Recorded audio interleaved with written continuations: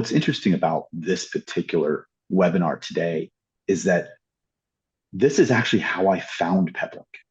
I was building networks, doing small business, old school small business service, like Windows, Windows 2003 small Mm, business server with email and file sharing, and customers were hosting their own email back in the day, and I yeah. needed a router that would allow WAN diversity, redundancy without affecting the mail flow. So I needed to have two WAN circuits, have my mail exchange, my MX records pointed to those two service circuits.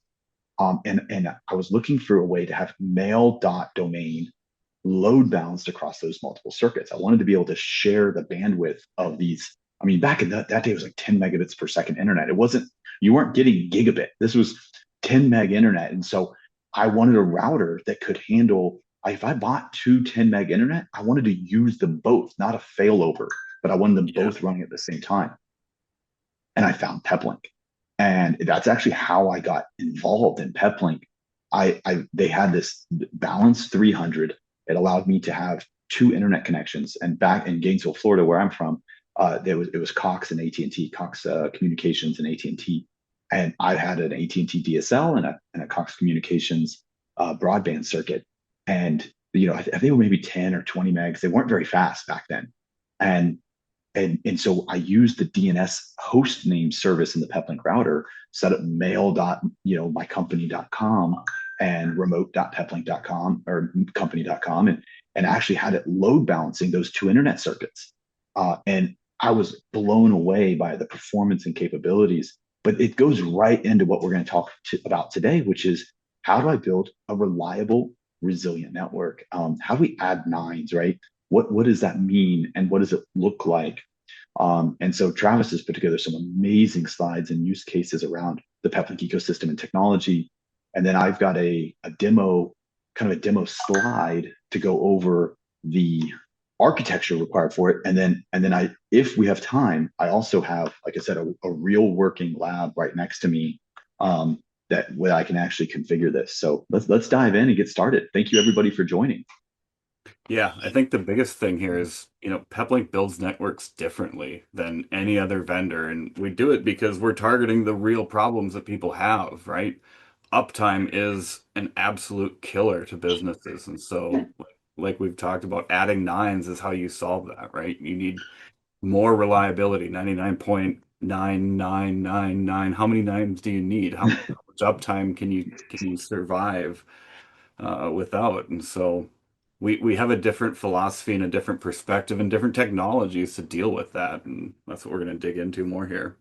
But yeah, And what's interesting is about that is that it's all, and I was talking to Travis about this before the webinar today, but it's really a risk assessment. What is the cost of downtime, right? yeah, It's so easy, and I get this all the time. I post a picture of a 10 internet connection solution for mobile healthcare, and people will comment, "Oh my gosh, that's way overkill." Maybe for you, but some customers, the demand and the reliability, the risk of downtime is worth the money for the equipment and the monthly fee of 10 SIM cards. And so what one person has as a risk and cost of downtime might not equal what somebody else has as a risk and a cost of that downtime. And when we talk about the number of nines, that resiliency, that uptime, right? And that's what they were talking about. We're talking about 99.999% uptime. And so how do we obtain that? How do we achieve that? And but there's also a cost to that. And you might not need 99.99% uptime. You might need 99% uptime or even 98% uptime, based on your cost. How much does it cost you to be down? How much, if I'm down for 24 hours while I wait for a new piece of equipment to arrive, is that okay? And so those are the things that we're going to discuss today, and talk about how Peplink solves that. But I love this slide because we talk about building better networks and talk about adding nines, right? Minimizing, adding resiliency and redundancy, carrier diversity, but then also when you talk about resiliency and redundancy, and I talked about that just a few minutes ago with my origin story with Peplink, we're also adding capacity, right? It's not just resiliency. You're not paying for backup that you can't use. You're yeah. you're building a network that increases capacity with resiliency. And that's that better network solution with Peplink, right? It's not just, oh, okay, well, we're going to buy this, gig fiber line as a backup. And now you're paying for this every single month and you don't get to benefit in that gig throughput. With Peplink, you get to benefit from those backup solutions, if they can contribute to the network. And then we talk about savings and budgets. And what's really cool, I'm going to talk about today as we go through this demo, is this stuff's not that expensive when you look at what you're saving, what you're building. And so you can, by building your own, owning your own network, you then give the ability that you own that infrastructure, that architecture, there's contracts, there's monthly service fees, and you get to build the network that meets your needs on your budget. And I absolutely love that part of Peplink. Yeah, I think, a lot of the concepts we're talking about in terms of like adding reliability, adding nines, these are things that network architects have been doing for decades, right? They've been taking that risk assessment approach and looking at where the common points of failure are and adding redundancies, adding multiple paths, adding power resiliency, right? These are all things that network engineers have done for a long time because that cost of downtime is real. And more the cost of downtime is going higher and higher for businesses. But, what's the cost of uptime, right? Traditional network engineers have been doing this forever, and the cost of uptime is exponentially higher when you start layering in these different aspects of redundancy. But with Peplink, it's just a totally different formula because we have just completely broke the mold on what's possible and what you can do with very limited budgets. Exactly. I really like this slide. Why network reliability matters, and it's like, if you have one WAN, you're at 99. Actually, I'd actually more say like 99%, with one Yeah, link. I actually don't believe within that because you have hardware reliability here as well. But it's like, yeah, one link you're at 99, two links you're at 99.9, and then three links, 5 minutes downtime, 99.99. And then yeah, we go into hardware redundancy. So you have WAN diversity and redundancy, but then you have hardware redundancy. Um, but just adding one more link takes you from 8 hours of downtime to an average of 52 minutes of downtime. That's a massive improvement with by adding a $50 a month T-Mobile 5G plan. It's like yeah. I can add a $50 a month 5G plan and go from 8 hours on average of downtime per year to 52 minutes. And that's a big deal. It's when you're talking about retail point of sale, when you're talking about businesses being able to generate revenue for $50 a month, 500, $600 a year, I can have, I can get 8 hours back. And that's a big deal. Yeah, and I think you're right. Like these are probably optimistic numbers, and it kind of depends on where you measure that reliability. And I think these stats kind of come from the ISP's view of like, yeah, Yeah. 99.9% of the time I've got signal to that house. Well, if you've got a wireline connection, you've got a cable modem, and then you've got a router on top of that. So you've got two pieces of hardware just right in that 99.9 path that are both, somewhat likely to fail. And so, yeah, you can probably subtract a nine from each of those when you look at the real world scope of every link in the chain there. But like Yeah. you But said, but the adding picture's a more cool links. picture. Yeah, and it just really illustrates like these numbers sound big, right? 99.9 sounds Mhm. like a great number, but the reality is 8 hours of downtime is not great for most businesses. If you're a restaurant, Yeah. that's an absolute killer, right? So, Well, especially if you're a restaurant in the middle of your busy, right? Yeah, think about like Salad and Go in the middle of their lunch and then having, the network crash and they lose the ability to receive orders. We have mhm. a customer that we're working with right now where their scheduling is all based on internet availability in an app. If they lose internet, they get zero schedules. Yeah, and so people can't see the weights and the lines and what they're trying to accomplish. And so, 1 or 2 hours of downtime can be, hundreds or thousands of dollars in lost revenue. And so, being able to protect against that matters. And I like this slide because it really shows that it's not that expensive to have that extra resiliency. And you can almost write off the cost just an ROI with bandwidth capabilities. And we just talked about retail, but I mean, if you look at broadcast, and I love how you put the HD4 MBX there because it's so true. You can get away with probably a BR2 Pro in some broadcast situations, but the reality is it's so mission critical. You can't. Yet a lot of broadcast, the reason why I go 4 SIM cards there is because a lot of broadcast scenarios, you have minutes or seconds to capture content and get it transmitted or uploaded, especially when you talk about live broadcast. Hmm. That moment that's happening right there is only going to happen that one time. And so Yeah. when we talk about live broadcast and streaming, the ability to transmit, it's about mission critical connectivity at that point, right? I want to make sure that whenever I boot this thing up, I'm going to have enough bandwidth to be able to transmit that video, get that content, communicate what I need to communicate right then and there. I don't need to troubleshoot. Oh, maybe AT&T is better than Verizon today or whatever it might be. I have all the carriers, all the redundancy. If AT&T or Verizon or T-Mobile isn't carrying the load, the other carriers are. And then I'm more people on the tower. So we're adding resiliency, diversity, and capacity all at the same time, which helps deliver a successful mission.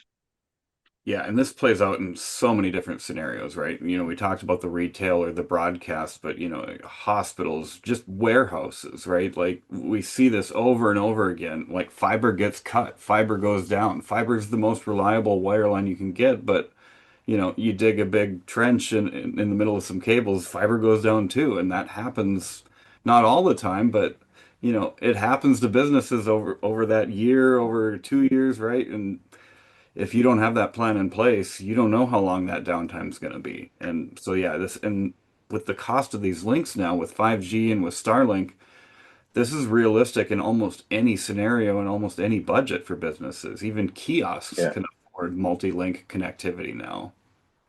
And these next 3 case studies, this large facility, hospital, and real time, they're all about the same. You're looking at, 6 to 10 SIM cards that do a couple different things for you. They create, like for the mobile hospital, they create zero touch roaming. I get pushback on this a lot, especially from people watching me on LinkedIn. But when we talk about healthcare, the clinicians are not IT personnel that need to go, okay, let me turn off this carrier, turn on this carrier. Oh, let me run a WAN analysis and check the performance of each SIM card to figure out what's best. And so multiple SIM cards creates zero touch roaming.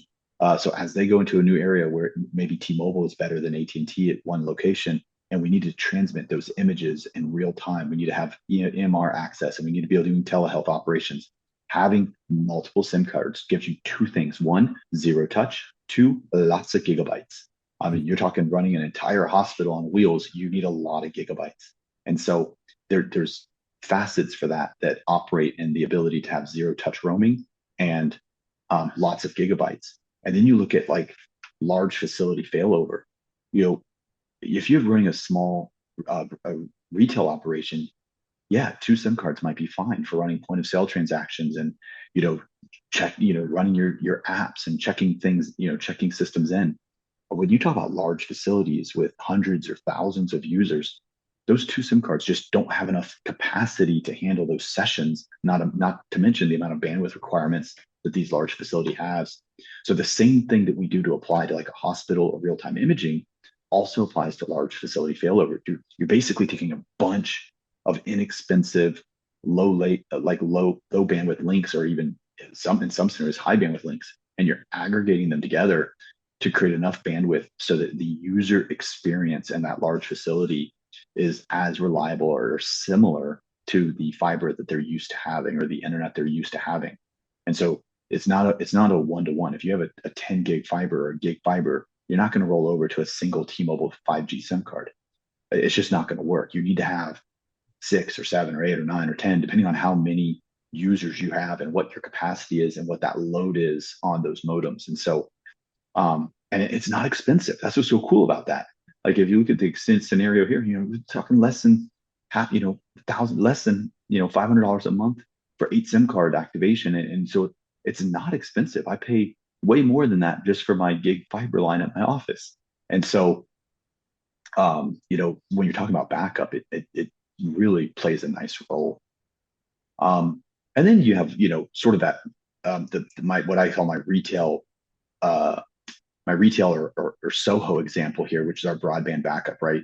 You're running, you've got your broadband service. You just want to make sure that in the event that goes out, a couple hours a year that it goes out with as minimal budget as possible, I'm failing over and keeping my infrastructure up and running.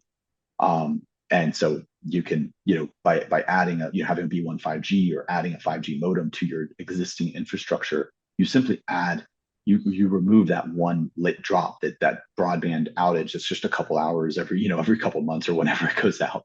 And sometimes it goes out a lot. There's people that tell me horror stories about their broadband. So it's not always the case where it's a couple hours a year. Sometimes it's a couple hours a month, and you have to have that resiliency.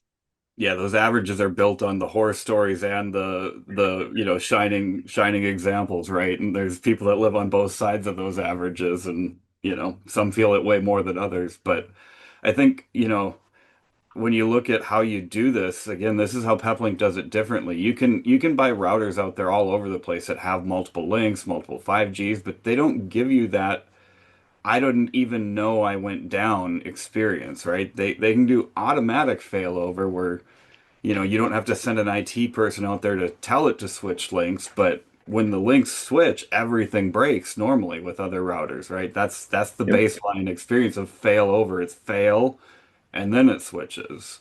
Yep. But And Speed Fusion does even it the different. even the big boys, I mean, really high name products that claim to have SD-WAN and failover, they call it a failover. And we try to eliminate the word failover, where we're basically aggregating or bonding, and we do that via via Speed Fusion. Hmm. Um, and so with Speed Fusion, we're able to keep that connection up and running, and make sure that it's operating the way it needs to operate. And so we have a couple different versions of Speed Fusion, and that offer various different solutions based on your needs. Um, PEP VPN, for example, that is our basically IPsec replacement. If you're used to a traditional VPN, PEP VPN allows you to basically replace an existing point-to-point connection with Peplink's zero touch in control, easy interface. Um, and then it gives you that AES-256 encrypted tunnel, but it's basically designed for that single WAN solution. Everything beyond PEP VPN is built on that, and it's called Speed Fusion. Speed Fusion gives us a couple different solutions to solve different problems. For example, hot failover. So we talked about failover. This is hot failover. If I've got my broadband circuit and I want to make sure that I can move over from broadband to 5G while doing a Teams meeting or running a point of sale transaction, that's called hot failover. When the 5G is on a lower priority, the broadband is on a higher priority. And then in the event that the broadband fails, that 5G seamlessly takes over without interrupting the transaction. So if you're running your point of sale or running a Teams meeting, you're going to stay connected. WAN smoothing is like a RAID array. It's a parity to your connection. It's designed to increase reliability over variable connection links. If you have like high packet loss and jitter, and so it's designed for loss and jitter mitigation by adding extra parity bits, extra data to the tunnel. This is, like I said, great for your Teams meetings, Zoom calls, etc. Then And we this have is like bandwidth. you said, Oh, like you don't just use it as a failover, you use them both together now, right? When you get into that correct. Yeah, smoothing, you're using them at the same time, not for 100% of the traffic, but you're backing that up real time so that even when it goes down, you didn't even skip a beat, right? No gap in audio or video. yeah, exactly. And then you have bandwidth bonding, the ability to aggregate multiple SIM cards. This is important for like that first example where we talk about the retail that's running on dual 5G. We want to bond T-Mobile and AT&T together to make sure we're increasing bandwidth and reliability. If one internet connection fails, the other one is already being used and it continues to be used. You just have a little bit less throughput, and you can scale this um, up. So you can have two, three, four, 10, just add more. As you need more bandwidth, you just add more WANs. Um, and then dynamic weighted bonding is not technically a bonding technology as much as is an improvement on bandwidth bonding. Dynamic weighted bonding uses real-time analytics to monitor the variability of Starlink and 5G and broadband circuits, to maximize the capacity of each individual link. So if T-Mobile can give me 200 megabits of download and my broadband gives me 100 megabits of download and AT&T is giving me 150 megabits of download, the dynamic weighted bonding will do 200 bits of traffic on one, 150 on the other, and 100 on the other. And so it puts more data on the higher bandwidth applications. And it does that dynamically. So it's real time monitoring of those links, trying to maximize your throughput and your bonding capacity. Yeah, more and more in the market, you'll see companies claiming to do bonding, and they maybe technically do, but what they're offering is like technology that was useful 10 years ago or 15 years ago, where their technology would like bond two T1s. Like that's just not relevant anymore, right? We're bonding 5G, we're bonding Starlink, we're bonding multiples of each of those. And people, I get the question a lot, like, should I upgrade my Peplink firmware? And if you're using SpeedFusion, the answer is always yes. Every single firmware version, we are just pushing the envelope, right? We just have that, it's like Kaizen in business, right? Like we are constantly improving SpeedFusion, that dynamic weighted bonding, because there's new links, there's faster speeds, there's 5G advanced now, there's 5G standalone, right? That this does not stop, and we don't stop improving that. And so that's what you get with the Peplink dynamic weighted bonding is just this current state, always up to date technology that moves with those networks. Exactly. And the other cool thing about our technology and this desire to have uptime is actually this concept of day zero internet or a 0 day internet.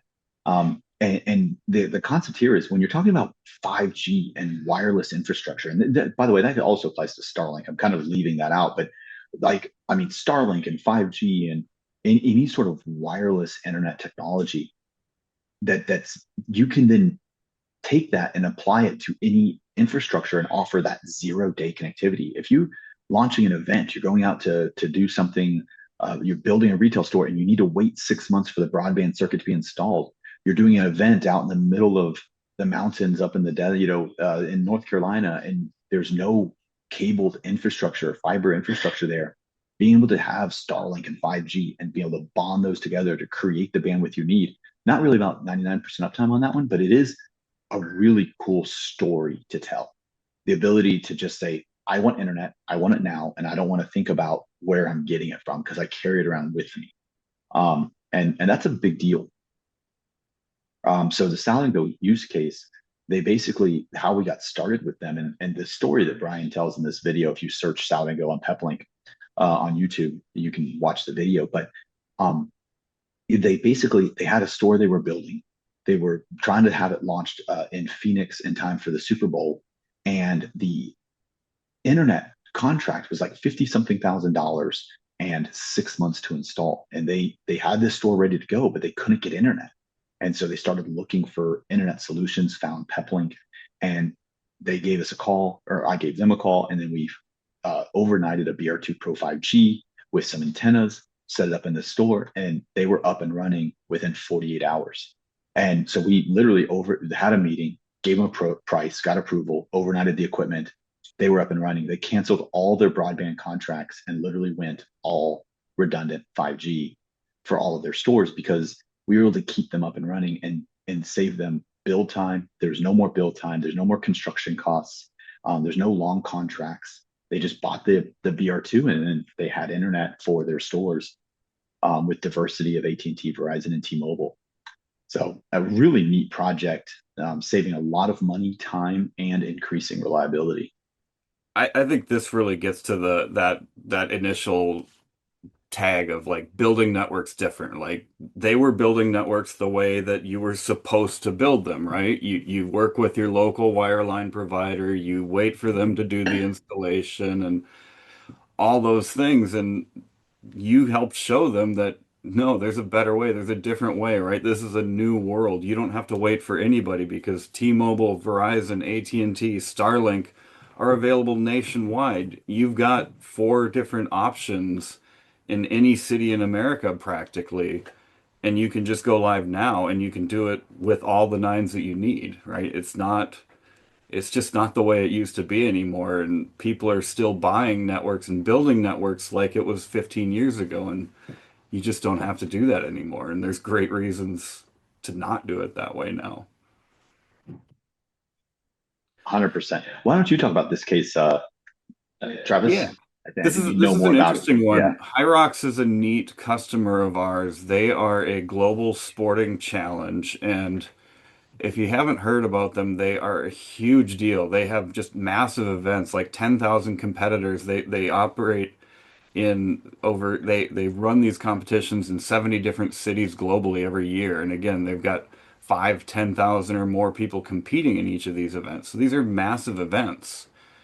And like you said, they have to show up and build it, right? It's not like it's their building where they can just, build a network and leave it and have it all ready to, ready every day. They have to show up with a very short lead time and build an enterprise scale network that can serve tens of thousands of people, and they're doing professional production of these events too, right? They're doing live video, they're doing all kinds of timing, point of sale. That they sell tons of merchandise at these events, right? They've got 10,000 people competing. Well, there's at least 10,000 people there watching those people, right? Everybody came with somebody or a couple somebodies, and so these are just massive events, and they're doing this all at scale with Peplink because they can show up anywhere. They might have to change their local SIM cards depending on what country they're in, but the equipment's all the same. They ship this equipment to different cities all year long.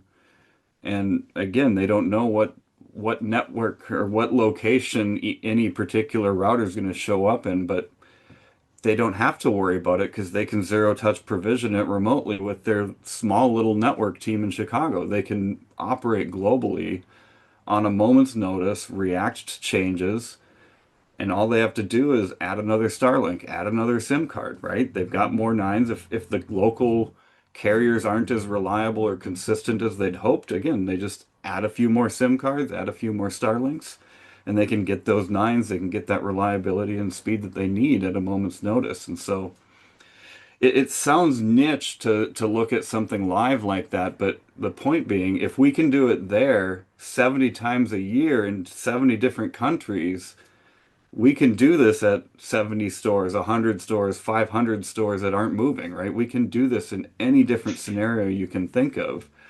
This is just one of the more challenging examples of it, but again, it scales and it's pretty dang affordable for, if you compare this to how they would have to do this any other way. Well, ordering a fiber line, right? I mean, you're Yeah, talking 50, $100,000 to order a dedicated fiber line that's there instantaneously. And I mean, I've got customers tell me their ROI is one event. One event they pay for the cost of all future events. yeah, When you talk about event connectivity, and that even goes for West Networks. I mean, when we go to NAB, when we go to IACP, when we go to these events, we bring our HD4. Our ROI for the HD4 that we paid for, that we brought to, that we take around, was the first show that we went to in NAB in Las Vegas. It was $32,000 for internet.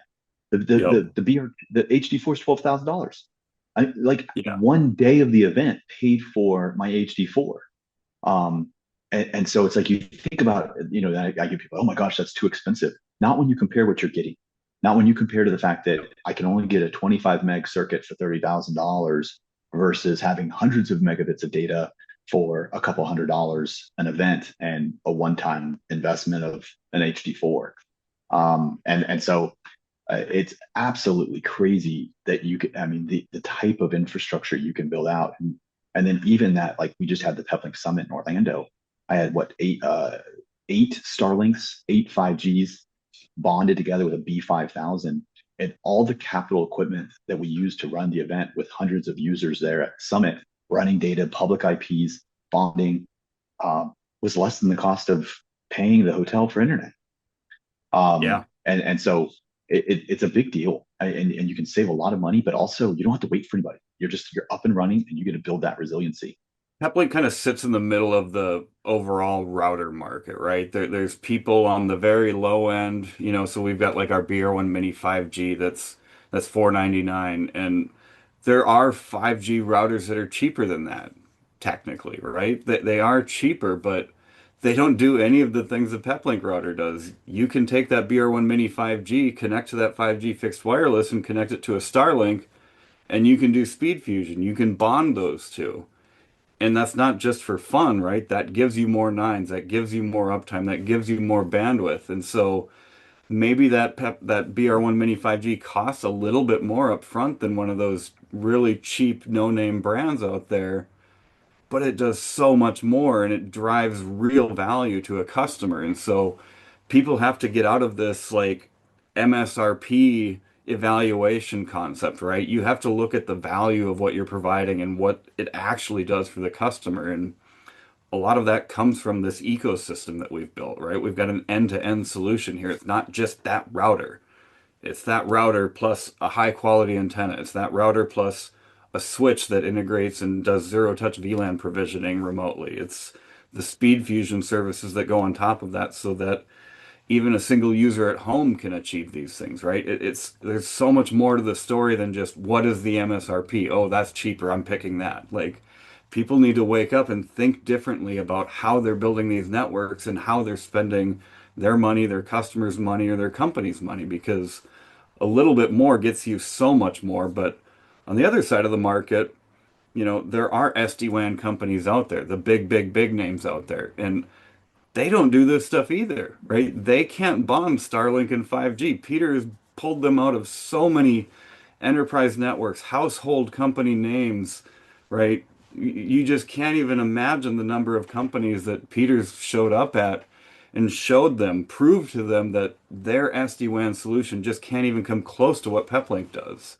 And so What- pick a yeah. competitor, we can beat them in so many different ways. And it's not about beating, right? It's about getting better results. And now everybody has to listen to Travis's soapbox. Apparently, Yes. we hit a sensitive point here.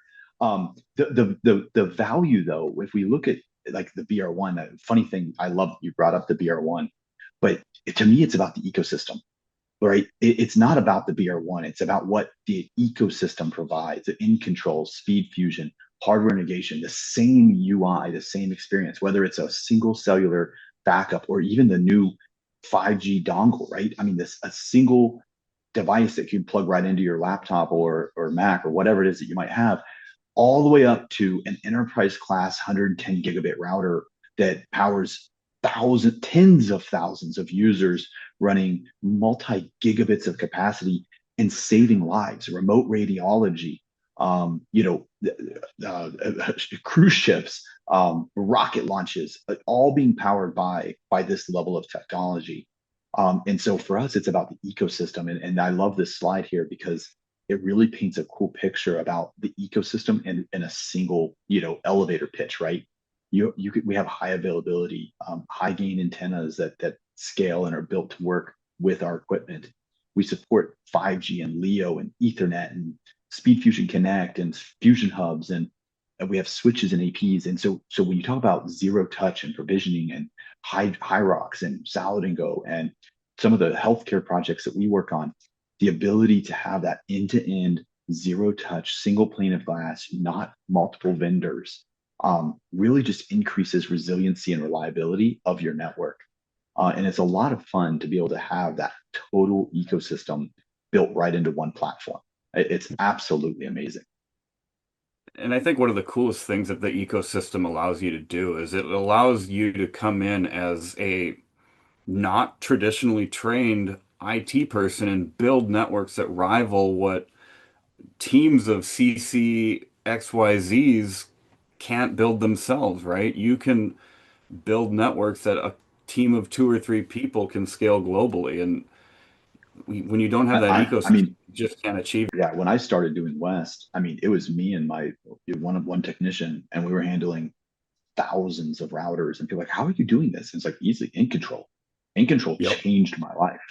Um, Anyways, let's talk about reliable connectivity, critical communications. We talk about increasing level of nines, and you have these amazing carriers out there with phenomenal networks. I mean, T Priority with multiple 5G sub 6 bands, FirstNet with probably the largest government contract for connectivity in that dedicated band 14, right?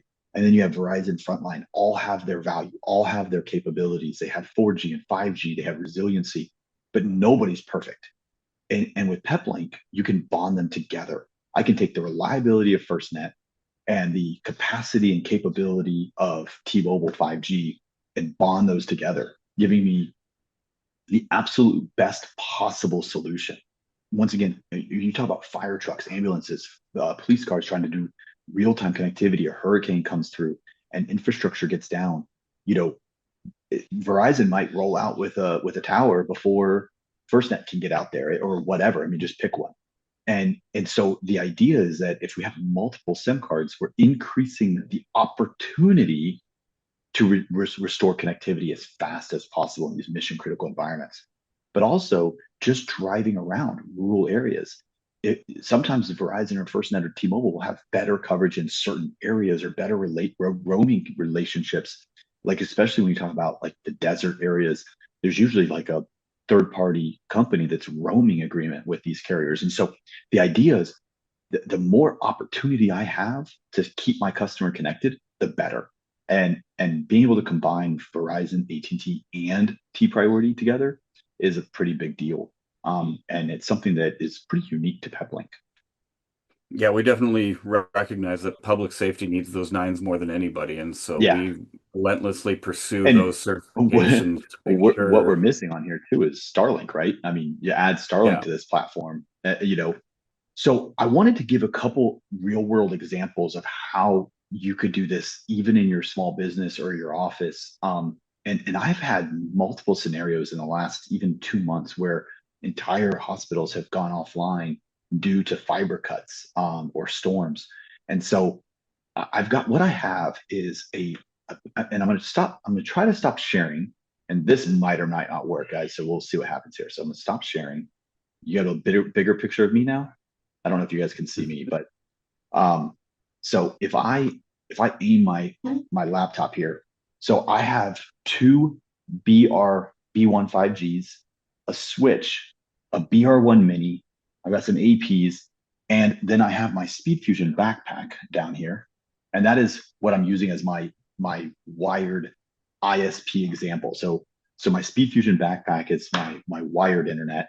Um, and then I'm showing how we can build reliability in a staged environment, like kind of that 99.9, but in the real world.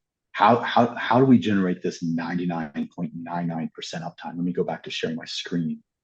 So so when we talk about like resiliency, reliability, and uptime, it's all about hardware and carrier diversity. I mean, it's that's how we do that. And then power, by the way. With no power, none of this works. So you need a UPS. Um, so the basic level, right? If my ISP fails, I can fail over the 5G. Now, I didn't put the little speed fusion icon in here. I was trying to keep this as simple and clean as possible. But all of these next slides are assuming speed fusion. So I'm trying to make it there was a lot to fit in a slide, and I wanted to make sure you could see it. Um, so with an ISP, if with a B1 5G, if I add a 5G circuit here, I immediately get my 98, 99% of uptime, right? If this ISP goes down, 5G kicks over. If I'm bonding this to SpeedFusion Connect, I'm in all my point of sale transactions, or if I'm running this in a lawyer's office or whatever it might be, all my data is moving over to that 5G seamlessly, and my mission critical applications stay up and running, and our network stays up. And it's literally just adding that 5G to the router. But that might not be enough for some people. They might say, well, what if that hardware fails? And this is important. What is the risk and cost to downtime, right? If I have a hardware failure, well, that means I have to order new equipment, right? I might have an advanced RMA essential care plus or prime care plus warranty. And yeah, Peplink's going to mail you a new router, but you're down until that new router arrives. And so what is an acceptable availability of downtime? And so for me, I have carrier diversity, then I need hardware diversity, hardware redundancy. And so with HA, when I pair two routers together, now I have redundancy on the hardware. So if a piece of hardware fails, like my router, then I can immediately go into um, a backup router. What's also cool about this, say firmware updates. If I have to update the software, maybe it's not even a failure. I just need to update my software. Well, if I'm rebooting that router to push a new firmware, right? Well, we talked about updating firmware for SpeedFusion. Well, that's the router's going to reboot. You're going to be down for a couple minutes there. Well, in an HA scenario, I update the secondary router, make sure it's patched. Then I update the primary router. Primary primary router reboots, the secondary router takes over. I'm not down. I'm down for a few seconds, right? It's just moving that data from the primary to the secondary. Um, and so we're increasing with the first solution. We're increasing uh, diversity with multiple carriers. Now I'm increasing my hardware reliability. Then we go, okay, well, I want carrier diversity, hardware reliability. I want more uptime. So now we talk about how do I do that in a real world scenario. By the way, and Travis, I always suck at this, but none of this is expensive. I mean, a B1 5G Yeah. is like $500 or something. I mean, it's not Yep. expensive. So you're talking like less than $2,000 ish for this type of setup. Maybe $2,500 with the B1, but like not expensive. Yeah. Um, The whole stack of equipment here is 3,000 or less. I mean, yeah. that's cheaper Um, than a lot of enterprise routers individually. exactly. So when we talk about this one's a fun one because I have a BR1 Mini with AT&T as an example. So I've got AT&T T-Mobile. Now there's two things this does for me. This adds carrier resiliency, and this is, by the way, this is actually a real world situation. We had a customer with an ISP WAN. That ISP WAN was being powered by AT&T Fiber, but it was not called AT&T Fiber. It was something else. It was like one of these companies that pair last mile with AT&T. AT&T was the cell phone that they had and their 5G backup. The fiber got cut at a point where the cell towers also went down. The AT&T cell towers went down. So they lost AT&T Cellular and they lost their non-AT&T ISP. And luckily, we had T-Mobile as well. And so and so sometimes these backhaul carriers they'll partner together. And so it's important, one, that you know who your backhaul provider is, but also making sure that diversity, you're getting that true redundancy and diversity. But when you do fail over, say that there's an ISP failure here, now I'm combining the capacity and redundancy of T-Mobile and AT&T. I'm providing more bandwidth for my business to make sure that they can accomplish their mission, they can do what they need to do while staying online. This hardware picture down here, this gives me that hardware redundancy. So I have this AT&T BR1 Mini. This is going into one of my switches. And the switch, then if that switch fails, I will lose that AT&T, right? I mean, that's going to happen. And then the slave unit would then go offline because it's plugged into that second unit. But my master unit's still online and I still have an AP. So I've got hardware redundancy on my APs. I've got switch redundancy, I've got hardware redundancy on the routers, and then I've got carrier diversity as well as the ISPs being linked up. And using Peplink's VLAN as WAN feature, I can trunk these VLANs. And one of the things that we do in our really, really big networks is we have nothing connected into these routers except for the LAN. And then we use their core switch stack to plug in all the internet connections, whether it's 12 Starlinks or two ISPs or 5Gs up on the roof. We trunk that through the healthcare or the enterprise network using that VLAN as WAN feature. But the idea here is I'm truly redundant. Like if I lose a router, I'm up and running. If I lose a switch, I'm up and running. If I lose a carrier, I'm up and running. And so we're really hitting that extreme connectivity. I was just going to say, when you get into this level of resiliency and redundancy, you need to look at the power too, right? This goes beyond Peplink, right? So I've seen a lot of offices go down because their UPS failed, right? They have one Yeah. UPS, all this redundant equipment plugged into it, and like, oh crap, I didn't think about the power side. So, In this have an scenario, you should aide. have at least two UPSs, one for the Yeah. primary bank, one for the secondary bank. And so you should definitely have at least two UPSs and then potentially a generator, depending on the level of reliability you want. But yeah, we are not talking about power in this. We're assuming that you are providing power. Yep. But yeah, Then we with have just our one more UPS, you've covered that base too with all this setup too. So then I put in the extreme reliability, and I'm just having a little bit of fun with it at this point.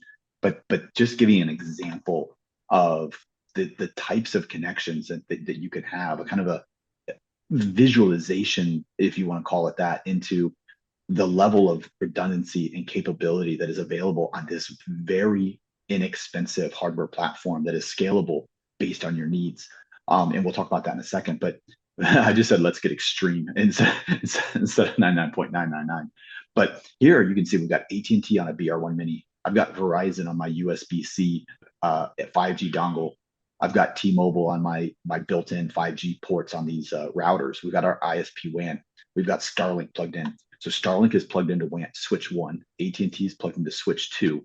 So I have redundancy here. If I lose a switch, I might lose Starlink or AT&T, but I don't lose both. I don't lose all of them. I'm splitting those circuits up and then trunking down through the LAN. Um, and really creating a network that is, I mean, one, high performance, right? We got AT&T, Verizon, T-Mobile, Starlink, ISP, dual routers, redundancy. I've got dedicated APs down here, AX APs that are connected with the new Wi-Fi 7 and BT power. You got the BT power PoE from the switch. So it's it's a very robust infrastructure in just what we call, I mean, this is lab hardware, relatively inexpensive hardware. And so the blueprint is there. And if we have enough time, I got 10 minutes, but I might run a little over. I did rush through this a little bit. I like these webinars to show you how we do this. And so if you guys don't mind, I would love to, it might take me a few minutes over to program this, but I wanted to show you how we build this. And I'll be building a version of this. So HA, I only have one switch with me, so I'm going to be doing a version of this design with the BR1 Mini.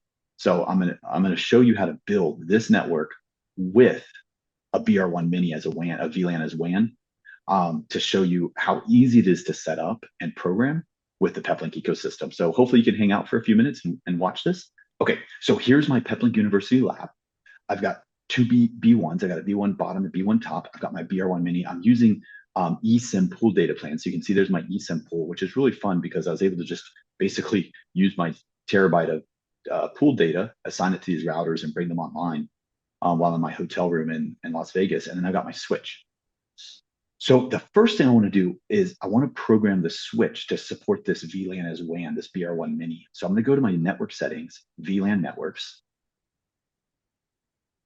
I'm going to add a VLAN. I'm going to say VWAN 1, 3001. And I'm going to say only put this on my switch. I don't want this on my router. I'm going to program this as an interface on the router looking for the switch. So I'm going to say VWAN 1, 3001. Now, my routers, this B1 setup I have, has the VLAN as WAN 3-pack license. So I actually have 4 VLAN as WANs here. So I'm going to go and just add those just for fun, to have that show up here. So I'm going to do VWAN as WAN 2. And you can see how quickly I'm doing this. I'm just cloning, I say VWAN 3, 3003. And so I've got WAN 1, WAN 2, WAN 3. And then I can say VLAN is WAN 4, 3004 on the SD switches. So right there, I just created those VLANs that I'm going to then use for my my WANs on this HA setup. So now I can go to the dashboard. Yeah. And those have already pushed and shown up on the switch in the amount of time we saw so it. There's my switch setup. And so now I'm just going to program ports 7 and 8 as my WANs here. So I'm going to actually, a cool way to do this is show port list, click edit. And so I can go to port 7 and say VWAN 1, VWAN 2. And here I can just say access VWAN 1, set as an access port, VWAN 2. If I had 2 switches, I would do VWAN 1, VWAN 2, and then 3 and 4 on the second switch. That way I have my 4 WANs separated between the 2 switches. I've already set these up. You can see these are trunk all. So these VWANs are being trunked up through, they're going to go trunk up to my routers in the HA setup. So I'm doing trunk all, which includes my VWANs. Now I could, if I wanted to, restrict that only to the uplink port of the to the router, but for simplicity, we're just going to leave it like that. Hit save and OK. Yeah, and those access ports are where you're bringing those connections into the switches, basically, Yep. so they don't need, you don't have to have a VLAN aware cable modem or fixed wireless modem. The switch adds that tag as they come into that access port. So here's my B1. And so you can see here's my ISP. Now this is being powered by my SpeedFusion backup. So there's my Ethernet and there's my backup 5G right there. So I'm gonna go to settings, remote web admin. And so I want to provision this to support those VLANs. So I'm going to pull up VLAN as WAN 1 and VLAN as WAN 2. So I'm going to click on VLAN as WAN 1. Now down here, I've got this VLAN as WAN 1. I've got it. You can set up your settings, but here, right here, physical interface settings. So I'm going to say LAN 3001. So basically what I'm saying is look on my LAN for VLAN 3001 and try to connect to the internet using that. Hit save and apply. And I'm going to click VLAN as WAN 2. I'm going to do the same thing over LAN 3002 and save and apply. Now, I want to configure this for high availability. I want hardware redundancy. So right now, my internet is 192.168.50.1. So I want to change that for two reasons. One, my BR1 mini that I have is also going to default to 50.1. So we want to make sure we're not going to conflict. But then we also need to set up high availability. When we set up high availability, we have two routers. They're going to be basically using the untagged LAN to talk to each other. And then they're going to have a virtual IP that is the default gateway that is shared between these two devices on failure. So I'm going to go to my untagged LAN. I'm going to change my IP address to 51.2 for the primary router. So this is my top B1 top. And so I'll just set up my 51, hit save. So if I've changed the router here, 192.168.51.2. You can see there's these reserved VLANs. You see that? I programmed these VLAN as WANs, and so I've got 3001, 3002 as reserved, used by VLAN as WAN 1 and VLAN as WAN 2. That's why we didn't want to add those VLANs to all devices, because they're not actually LANs, they're WANs. So then I go to advanced, high availability, enable high availability mode. I'll choose 51 because that's my octet that I was using there. I have my master router, and now I put in my virtual IP. This is the default gateway that's shared among both routers. So 192.168.51.1, and then there's my interface. See that administration IP, 192.168.51.2. Hit save. Then I want to go to my status, and I want to copy my serial number because I'm going to need that when I configure the slave unit. Status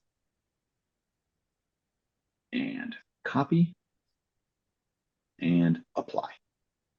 Okay, so I've got my serial number. Now I need to log into the my secondary unit, so the bottom B1, settings, remote web admin. I don't really need to configure these VLAN as WANs because it's going to synchronize. I'll drag those up into priority there just so they're there. So then I'm going to go to my network, and I'm going to set this one as 192.168.51.3 because I don't want to conflict with the .2 that's for the master router. Now I really, once again, don't need to worry about the LAN here, because the DHCP, except for it won't let me click apply unless they're in the same net zone, but these are going to get synced. It's going to be synchronized from the primary router. So then I can go to advanced, go to high availability. Whenever you change the LAN IP address, don't freak out too much. You'll see that if you notice, I'm not really doing anything. I just wait. When you're configuring all these routers, sometimes in control might be slightly lag behind. So there's my 192.168.51.2. You can see that set up right there. You can see I'm master group 51, 192.168. So this router is detected as the master right now, but there's no slave. There's no secondary router for it, but it is up and running. So here we go. So now we can go into the bottom unit. So you can see right there, B1 bottom, set up 51. I've learned that sometimes if you just wait a few seconds, it changes everything for you. Put in the serial number of the primary unit, put in my VIP, hit save, hit apply changes. Now this unit, hopefully, if I did everything right, these will say slave right up here, and then these will go into standby state. They're going to be basically standby mode.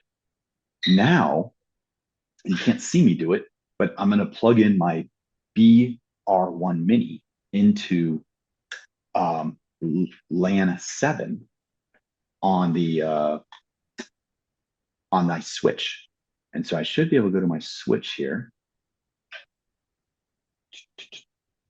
Oh, my IP changed.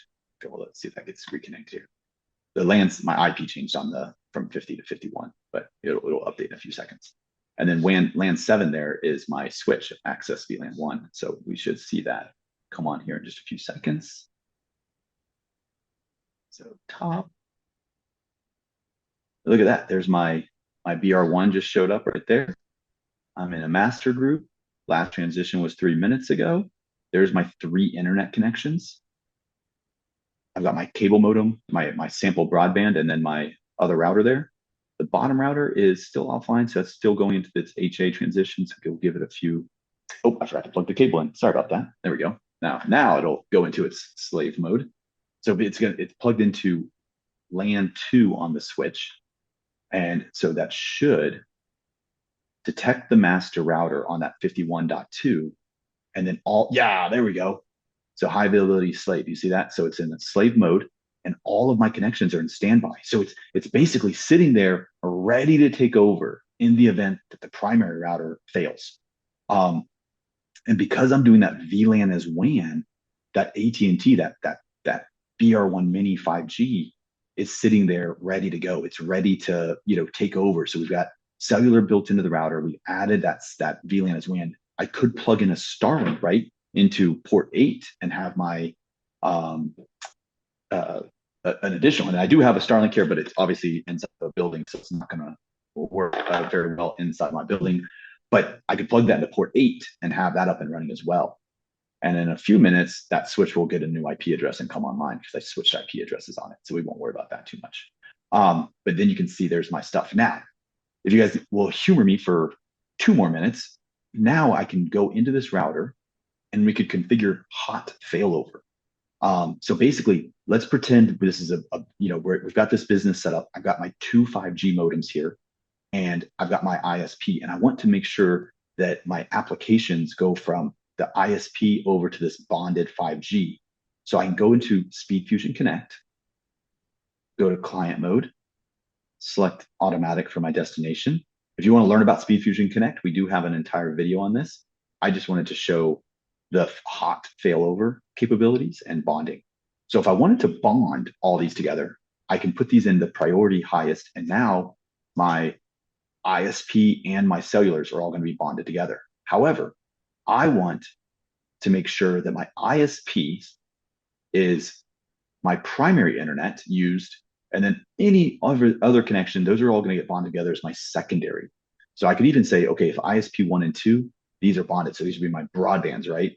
And then my cellulars and my VLAN as WANs and those things will get bonded together. So I hit save and apply changes. And because we're configure syncing, these settings are going to be pushed to the backup router. So I'm configuring this on the primary router, and these settings will be synchronized to the backup router, the secondary router. So, Peter, what I love is in the last 15 minutes, you have configured a fully redundant HA setup with 4 VLANs, 3 virtual WANs, 3 different carriers, and SD-WAN policies to provide seamless transitions between those links in 15 While minutes. having a little bit of an in control issue. So Yeah. yeah, exactly. But that's how easy it was. And so the only remaining thing to do is just tell my router which traffic using outbound policies to use on that SpeedFusion tunnel. And so I just wanted to demonstrate very quickly how easy it is to establish those connections, set up a VLAN as WAN, set up high availability. And now I've got an incredibly robust and reliable network that's operating with high availability, 3 internet connections, 2 routers, and if I wanted to add that extra level, just have one more switch and I could have that extra level of redundancy. Um, and yeah, so anyways, I know that we did go over, and I don't want to take too much of everybody's time, but I just wanted to add that step-by-step guide as part of our Peplink University, so you could see how easy it is to add those WANs and create an incredibly reliable network for your small business, your home, or your enterprise, bonding 12 or 20 Starlinks together. So thank you so much, Travis. As always, thank you so much for your time and dedication to this channel and what we're trying to do here. It's incredibly valuable, I think, for everybody. And so thank you so much for your investment in this as well. Yeah, absolutely. I mean, these are just always super fun, and like, the whole point is showing people how to do this stuff. We can talk about the benefits, but it's all about teaching people how to do this, and that's what really, I think, is the difference maker for people out here. So, Peter? Great job as always. And yeah, this is a record breaker. I don't know how you can configure all this faster for real. Well, thank you. And everybody, if you have any questions, as always, Travis at peplink.com, Peter at westnetworks.com, peplinkuniversity.com, or you can look up our YouTube videos on the Peplink YouTube channel, youtube.com/peplink. So you can grab the YouTube videos. We will publish this video online as well. So you'll be able to watch this full video and run through it yourself if you want. Have a great day. Yeah, thanks again, folks. Bye.